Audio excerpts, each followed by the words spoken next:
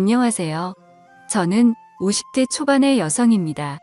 늘 힘들기만 했던 제 인생에 5년 전 기적이 찾아왔던 이야기를 해보려고 해요. 저는 보육원에서 자라 늘 가족이 있는 사람들을 부러워했어요.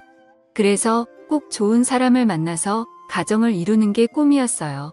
고등학교를 졸업하고 보육원을 나오면서 어느 작은 회사에 취직을 하게 됐어요. 공장에서 일을 하고 옆에 있는 기숙사에서 자취할 수 있는 곳이었어요. 열심히 돈을 모아서 혼자 자취할 만큼 컸어요. 나만의 공간을 가지고 싶었거든요. 그렇게 돈을 모으는데 열중했던 어느 날 남편을 만나게 되었어요. 사무직이었던 남편이 공장에 샘플을 전달하러 왔다가 저와 만나게 된 건데요. 저는 그때 공장 사무실에서 격리를 하고 있었어요. 남편은 제가 마음에 들었는지 처음 만났을 때부터 친근하게 말을 걸었고 그런 남편이 좋았습니다. 친절하고 따뜻하게 대하는 사람이 별로 없었으니까요. 처음 받아보는 친절의 마음을 뺏겼던 것 같아요. 남편과 6개월 정도 사귀다가 결혼을 했습니다. 어릴 때부터 꿈꿔왔던 가족이 생긴다는 것에 너무 마음이 벅차서 그런 식 내내 울었던 기억이 나네요. 남편은 그런 저를 보면서 결혼했을 날 신부가 그렇게 울면 이혼한다는 대사를 던지며 놀리는 바람에 더 울었었네요. 시어머니는 말이 없었고 묵뚝뚝해 보이셨지만 고아인 저를 받아주신 것만으로도 감사해서 처음 배웠던 날 큰절까지 울렸습니다. 그리고 누구보다 잘 살겠다고 약속했어요. 결혼 후 몇 년간은 별일 없이 잘 지냈어요. 두 아이가 태어났고 저는 애들을 키우려 남편 뒷바라지하려 매일 정신이 없어서 하루가 어떻게 가는지도 모르고 지냈어요. 그때 시어머니 댁의 반찬과 김장 김치도 제가 다 했는데 지금 생각하면 그 많은 일을 어떻게 다 했나 엄두가 나지 않네요. 그런데 남편이 조금씩 변해갔어요. 원래 성품이 나았다고 하는 게 더 맞을 것 같아요. 언젠가부터 남편은 월급을 제대로 가져다 주지 않았는데 알고 보니 시어머니가 월급을 달라고 했다는 거였어요. 어머님이 당시대 월급을 달라고 하셨다. 그래도 우리가 쓸 것은 남기고 드려야지. 그렇게 다 가져다 드리면 애들은 어떻게 키우고 우리 생활비는 어쩌고. 지금 당장 내일 장볼 돈도 없는데 미리 말을 해주던가 라고 말하자 남편은 버러 화를 냈어요. 아니 그동안 내가 가져다 준 돈 다 어쩌고 내일 장볼 돈도 없다고 그래. 그렇게 돈을 물 쓰듯 낭비하니깐 엄마가 돈을 달라고 하셨지. 당신 진짜 어쩌려고 돈 관리를 그따위로 하는 거야. 저는 너무 황당하고 어이가 없어서 말했어요. 당신이 가져다 준 돈이 얼마나 된다고 그렇게 말해. 우리 생활비하고 적금 놓고 하면 빠짓해서 남는 것도 없어. 그건 당신이 제일 잘 알잖아. 그리고 내가 무슨 낭비를 해. 낭비할 돈도 없지만 난 몇 년째 옷도 하나도 안 사 입었어. 그렇게 말하면 나는 억울하지. 시끄러워. 앞으로 엄마가 용돈 조금씩 보낸다고 하니까 그걸로 써. 진짜 내가 엄마 보기 창피해서. 라며 소리를 지르고 집에 나가더군요. 시어머니는 제가 친정이 없다고 은근히 일도 많이 시켰고 갑자기 불러서 저녁을 지어라. 친구들이 오니 밥상 차려라. 그런 일은 일도 아니었지만 꼭 다 참고 시키는 대로 해왔어요. 그렇게 하는 게 집안에 분란도 안 생기고 나는 미움받아도 우리 애들은 사랑받을 거라고 믿었기 때문이었어요. 하지만 남편의 월급을 가져가는 건 도저히 이해가 되지 않았어요. 어머니 현수 아빠한테 들었는데 월급을 달라고 하셨다면서요. 그런데 그 돈은 제가 적금을 넣고 애들하고 생활도 해야 돼서요. 니네 쓸 돈은 준다고 성준이가 얘기 안 했니? 그동안 보니까 내가 씀씀이가 해프더라. 야채 같은 것도 쓸데없이 많이 사오고 내 식구 먹으면서 뭘 그렇게 많이 사는 거냐? 그래서 내가 가지고 있으면서 쓸 만큼만 주겠다고. 어머니 제가 장을 많이 본 건 시어머니가 저희 반찬을 많이 가져가셔서 넉넉히 만드느라고 그랬던 건데요. 시끄럽다. 너 말하는 게 아주 이상하다. 지금 나 때문에 돈을 많이 썼다는 거야. 그렇게 나오시니 저는 더 이상 아무 말도 할 수 없었어요. 그때부터 저는 시어머니에게 매주 조금씩 돈을 다 써야 했는데 그 돈으로는 애들한테 들어가는 걸 쓰기에도 부족했어요. 남편한테 사정을 얘기하고 용돈을 좀 나눠달라고 했지만 그냥 웃음만 치더군요. 내가 나가서 사람들 만날 때 돈 없어서 쩔쩔대야겠어? 사회생활하는 사람이 여유가 있어야지 언제 무슨 일이 생길 줄 알고 막말로 갑자기 친구라도 만나면 내가 돈 한 푼 없이 가서 얻어먹기만 해야 돼. 다른 집 마누라들은 남편 자존심 채워준다는데 보고 잘한 게 없어서 그런가? 은근히 제가 구하라는 걸 피하냐 구리더군요. 저는 너무 억울했지만 더 이상 아무 말도 하지 않았어요. 제 말이 통하지 않는다는 걸 몇 번의 경험을 통해서 알았으니까요. 저는 제가 할 수 있는 일들을 찾기 시작했고 집에서 할 수 있는 인형 눈 붙이기부터 밤 까는 일들을 했습니다. 손도 많이 가고 힘이 드는 거에 비해서 돈은 조금이었지만 그나마 집에서 애들을 보면서 할 수 있는 일이었어요. 사정이 이런데도 시어머니는 주는 돈을 더 줄이더군요. 요새 돈 좀 번다며? 그럼 더 안 줘도 되지? 라면서 조금씩 줄이더니 어느 날부터인가는 한 푼도 보내지 않았어요. 어머니 이번 주는 돈 언제 보내주세요? 원래 어제 주셔야 했는데 내가 버는 돈으로 충분히 쓰고 살겠더만 굳이 내 아들이 번 걸 그렇게 가져다 쓰려고 드니? 너도 좀 염치가 있어 봐라. 다른 집 며느리들은 직장도 좋은데 다녀서 집에 도움이 되고 시댁에도 돈 펑펑 쓴다는데 너는 어째 타갈 생각만 하니? 내가 무슨 번듯한 사돈집이 있어서 어디다 자랑을 할 수 있기를 아나? 그렇다고 며느리가 직업이 빵빵해서 덕을 볼 수 있기를 아나? 아이고 내 팔다야. 저 두드려 하는 듯이 신세 한탄을 하시더군요. 저는 그래서 어머니한테 돈 받는 걸 포기했어요. 그리고 애들은 어린이집에 맡기고 다닐 수 있는 일을 찾았고 보험 설계사 일을 시작하게 되었습니다. 남편은 점점 집에도 잘 안 들어왔고 늦게 들어오는 날은 술에 취해 있을 때가 많아져요. 알고 보니 남편은 원래 도박에 빠져 있었더라고요. 그래서 한번 결혼을 했다가 한 달도 안 돼서 파혼을 했었다더군요. 나중에 공장에서 같이 일하던 아줌마를 통해서 늦게 되었어요. 하지만 저에게는 이미 남편 사이에 아들도 있었고 결혼 생활은 돌을 킬 수 없는 노릇이었어요. 가족 없이 자란 저는 아이들도 그렇게 키우기 싫었어요. 그래서 그저 나만 참으면 된다는 마음으로 보험 일을 하면서 악착같이 아들을 키웠어요. 다행히 아이들은 제 말이라면 자다가도 깨서 들을 만큼 착하게 잘 자라서 초등학교에서 공부도 곧잘 했어요.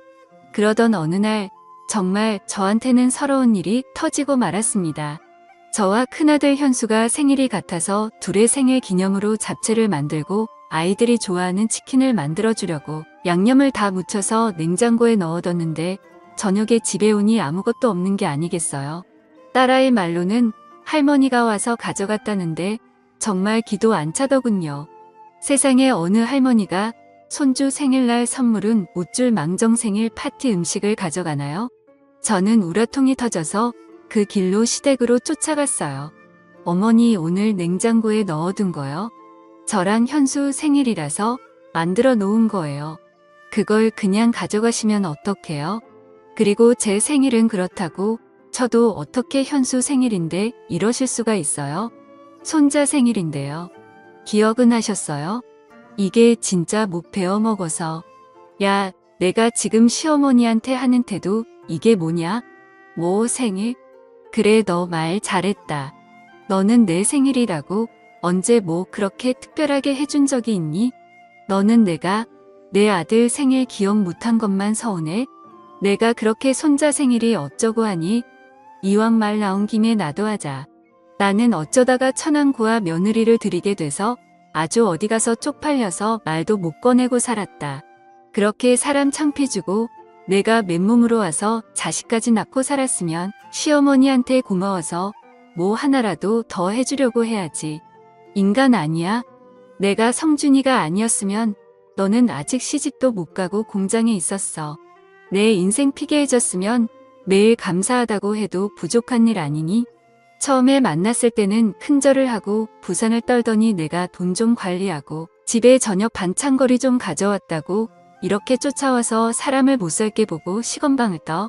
너 그냥 나가. 나도 더는 못 봐주겠어. 계속 이럴 거면 혼자 나. 저는 애들을 두고 나가라는 말에 시어머니가 저한테 퍼부었단 말을 그저 다 흘려듣고는 집으로 얼른 돌아갔어요. 남편은 역시나 집에 들어오지 않았고 새벽동이 틀 무렵 제가 출근하려고 일어날 때 술에 취해 들어와서 씻지도 않고 잠이 들었어요. 정말 모든 걸 놔버리고 도망가 버릴까 하는 생각이 굴뚝 같았어요. 하지만 애들한테 부모 없는 삶을 물려주고 싶지 않아서 참았습니다. 그러던 어느 날 저는 보험 계약을 하는 분과 이야기를 하다가 경찰의 가족 찾기라는 프로그램이 있어서 거기에 DNA를 등록하면 가족을 찾아준다는 말을 듣고는 경찰서를 찾아가서 DNA를 등록하게 되었어요. 혹시라도 제 가족 중에 누군가가 있을지 모른다는 희망을 가지고 말입니다. 그만큼 시어머니와 남편이 제게 주는 사랑은 너무나 컸습니다. 하지만 시간이 지나도 연락은 오지 않았고 저도 처음에는 궁금해서 몇 번은 경찰서도 찾아가 보고 연락도 해봤지만 아무 성과가 없자 그냥 포기를 하고 살게 되더군요. 그리고 반년 후 남편은 회사에서 정리해고를 당했어요. 전화로 딸에게 아빠가 정리해고됐다며 집에 있는다는 이야기를 듣고 서둘러서 들어가 보니 시어머니가 계시더군요. 저는 얼른 애들을 학원에 보냈어요. 시어머니나 남편의 표정이 심청치 않았으니까요. 이제 매달 상준이가 주던 월급은 내가 줘야겠다. 내가 요새는 애들 아빠보다 잘 번다는 것 같던데 난 그냥 상준이가 주던 만큼 안 줘도 된다. 어머니, 저는 제 월급 못 드려요. 애들 학원비도 많이 나가고 앞으로 대학 보내려면 지금보다 돈도 더 많이 필요해요. 안 그래도 요즘 보험 계약하는 사람들이 줄어서 많이 어려워요. 그리고 저 그렇게 많이 버는 거 아니에요. 너는 아무것도 없이 시집 와서 이만큼 살아놓고도 내 거 챙기겠다고 그러는 거야. 내가 감히 우리 엄마한테 따박따박 말 대답을 해? 내가 항상 이런 식으로 엄마를 대했구나? 그런 식으로 말하지 마. 나도 할 만큼 했어. 이건 내가 잘 먹고 잘 살겠다는 거 아니잖아. 우리 현수랑 현아를 위해서 그런 거라고. 어머니는 그동안 당신한테 가져간 돈도 아직 있는데 그거 안 쓰고 모아주신다고 했다며? 그럼 진짜 그 돈 쓰면 되잖아. 너 진짜 간도 크다. 내가 꼭 우리 아들이 힘들게 번 돈을 쓰라는 것처럼 말하는구나. 내 아들 돈이 그렇게 웃으니 그 돈을 막 쓰겠다고 하는 거야. 당신, 이제 됐고 큰 소리 마. 그럼 엄마는 현수 생각은 안 한다는 거야. 둘은 앞뒤가 안 맞는 말을 하면서 저를 잡아먹을 것처럼 굴었어요. 그래도 저는 물어날 수 없었어요. 제가 버는 건 분명히 한계가 있는데 시어머니가 돈을 달라는 대로 그렇게 줬다가는 언제 또 낭패를 당할지 모를 일이었어요. 남편은 제가 계속 돈을 안 넣을 것 같자 이제는 자기 용돈만이라도 달랐더군요. 그건 어머니가 전에 당신 돈 가져가신 거에서 주셔야 될 것 같은데 당신 돈 우리한테 쓰는 건 아까워도 당신이 쓰는 거지만 주실 거야. 아니, 진짜 이 여자가 왜 자꾸 내 돈을 꺼내 쓰라고 난리야. 남편은 길길이 날뛰었고 그 뒤로 집에서 자주 행패를 부리고 돈 내놓으라고 소리를 질렀어요. 저는 아이들이 남편 때문에 피해보는 것이 싫어서 몰래 밖에서 만나서 돈을 주며 학원으로 바로 보내고는 했습니다. 아이들은 저에게 저런 사람은 아빠도 아니고 할머니도 아니라면서 남보다 더하다고 이혼하고 편하게 혼자 살으라고 했습니다. 이제 겨우 중학교 2학년인 딸아이가 하는 말에 가슴이 찢어질 것 같았어요. 그래도 저는 저런 아빠라도 애들한테 있는 게 낫다고 생각했어요. 그래야 나중에 애들이 지금 제가 겪는 서름을 겪지 않을 테니까요. 그렇게 몇 달이 지났는데 하루는 녹초가 돼서 집에 들어가려고 하니 문이 열리지 않는 거예요. 현관 비밀번호를 몇 번이고 다시 눌러서 경고음이 울렸지만 문이 열리지 않았어요. 당신 안에 없어? 왜 문이 안 열리지? 여보. 남편은 전화도 받지 않더군요. 그러다가 저희 집에 시어머니가 오시길래 문이 안 열려서 사람을 불러야 할 것 같다고 말했습니다. 그랬는데 시어머니는 문을 열고 들어가 버리더니 잠가 버리더군요. 내가 돈을 못 주겠다면 우리도 가만히 있을 수 없다. 우리 집에 하나도 도움이 안 되는 며느리는 이제 필요가 없다고 나가. 여보, 어머님 말씀이 진짜야. 맞아. 계속 문을 두드리자 남편은 나와서 저에게 삿대질을 하면서 다 필요 없다는 말 못 들었어. 나가라고. 학원에서 밤늦게 온 아이들은 이 사실을 알고 울고불고 난리가 났지만 시어머니는 오히려 니들이 그러면 엄마만 더 힘들게 될 줄 알아. 현수, 너 함부로 엄마 찾겠다고 나서면 가만 안 둘 거야. 라면서 애들한테 겁을 줬다고 하더군요. 저는 결국 혼자서 잠만 잘 수 있는 원룸을 구했고 더 악착같이 돈을 모아야겠다는 생각에 야식업체에서 설거지까지 했어요. 가끔 애들을 보러 가는 날이면 눈물바다가 됐어요. 애들은 자꾸 저와 살겠다고 했지만 아직은 그럴 형편이 아니었어요. 저는 그저 애들에게 조금만 더 참으라고 말할 수밖에 없었어요. 그러던 어느 날 저는 뜻밖의 전화를 받았습니다. 가족 찾기에 등록한 DNA와 일치하는 사람들이 나타났다는 거였어요. 너무 믿기지 않아서 경찰서로 쫓아가니 지난주에 어떤 할아버지가 어렸을 때 잃어버린 딸을 찾고 싶다고 오셨는데 DNA 검사 결과 가족인 것으로 밝혀졌다고 말해주는데 저는 입이 다물어지지 않았어요. 저는 그날 제 가족이라는 분들과 만났습니다. 진짜 제가 맞아요? 거짓말 아니죠? 제 가족 맞죠? 정말이죠? 제가 몇 번이고 얘기를 하자 그분들은 저를 껴안으며 펑펑 우셨어요. 알고 보니 제가 3살이 되던 해 할머니가 어떤 무당한테 제가 집에 있으면 가세가 기운다는 말을 듣고 가족들 몰래 저를 보육원에 버리셨다는 거예요. 할머니는 저를 잃어버렸다고 거짓말하셨다가 돌아가시기 직전에 사실대로 말씀하셨다고 하네요. 그러다가 제 어머니가 중병에 걸려서 돌아가시기 전 저를 꼭 보고 싶다고 하셔서 혹시나 하는 마음에 저를 찾게 되었다고요.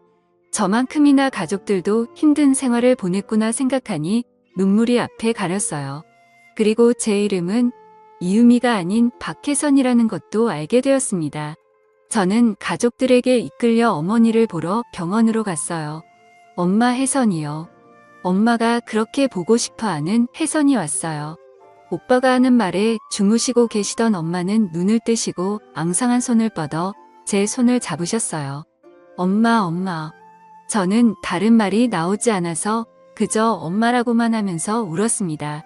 어머니는 병원에서 제 손을 잡아보시고는 며칠 뒤에 세상을 떠나셨습니다.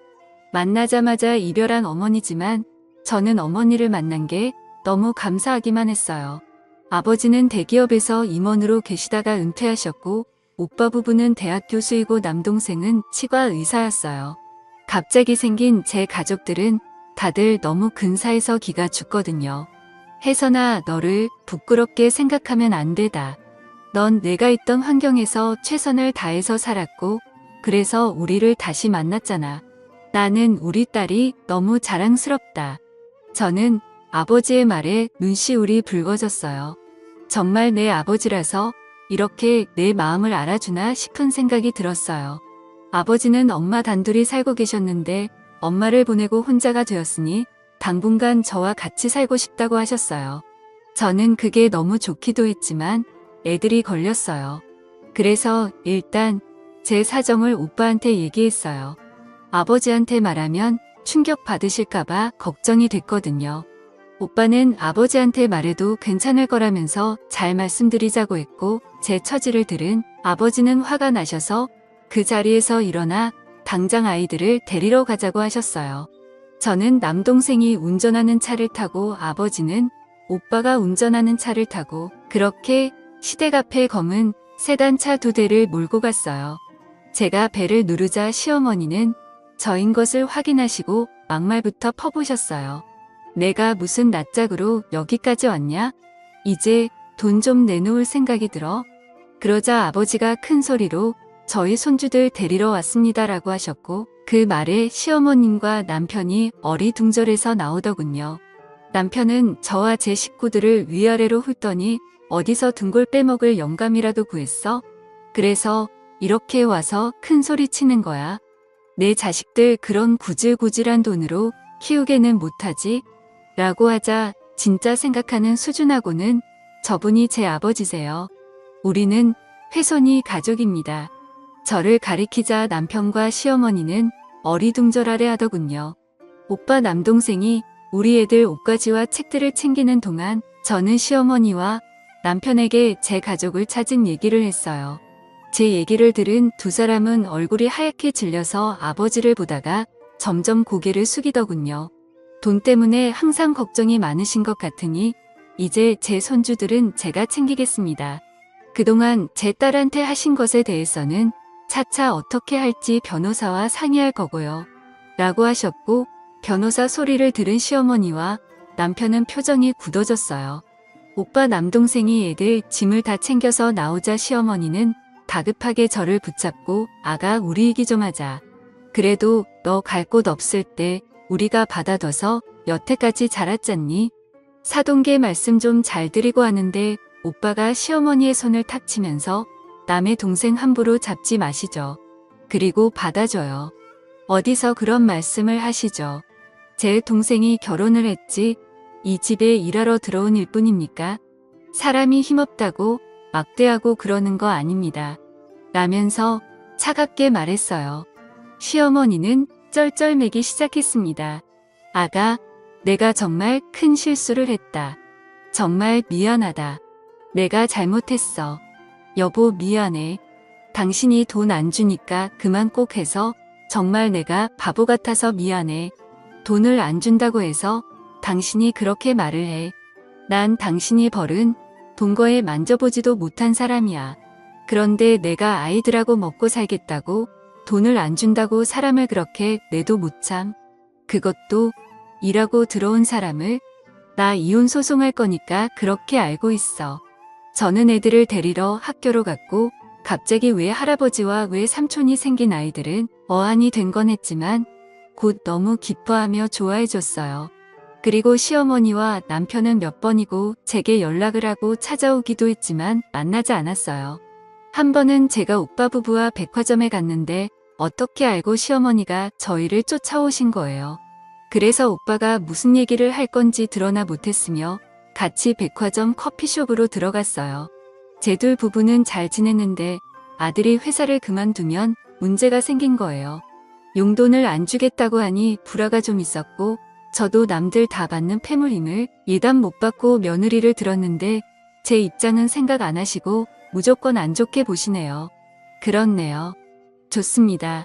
그 용돈이라는 것과 패물 예담해드리고 저희도 가정폭력과 협박으로 아드님과 사돈분 정식으로 고소하겠습니다. 아니 그러시면 얘기가 틀려지죠. 지금 혜선이 이혼 변호사 만나고 왔는데 애들 직원을 들어보니 굉장하더군요. 하루가 멀다 하고 술 마시고 도박하고 집에 안 들어오는 아버지, 그리고 집에 있는 애들 간식까지 쓸어가고 돈 한 푼 안 보태면서 엄마를 부려먹는 할머니. 이 정도면 이혼 사유가 차고도 넘칩니다. 그리고 집 비밀번호까지 바꾸고 못 들어오게 해서 1년 가까이 밖에서 살겠죠? 이런 것도 다 죄가 될 수 있고 위자료를 받아낼 수 있다고 하던데 저희는 그대로 다 진행할 겁니다. 그러니까 그렇게 알고 계세요. 억울하다는 시어머니의 말에 기가 차서 저도 한마디 했어요. 어머님 집에서 최신형 에어컨에 제일 큰 냉장고까지 있고 부엌도 최신식으로 다 뜯어 고치셨잖아요. 우리 애들은 낡은 에어컨 안 돌아가서 더워서 힘들어할 때 언제 한번 들여다보기라도 하셨어요? 어떻게 이렇게 뻔뻔하세요?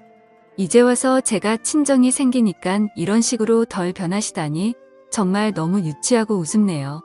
그 미안하다는 말도 못 믿겠으니까 나중에 법정에서 만나죠.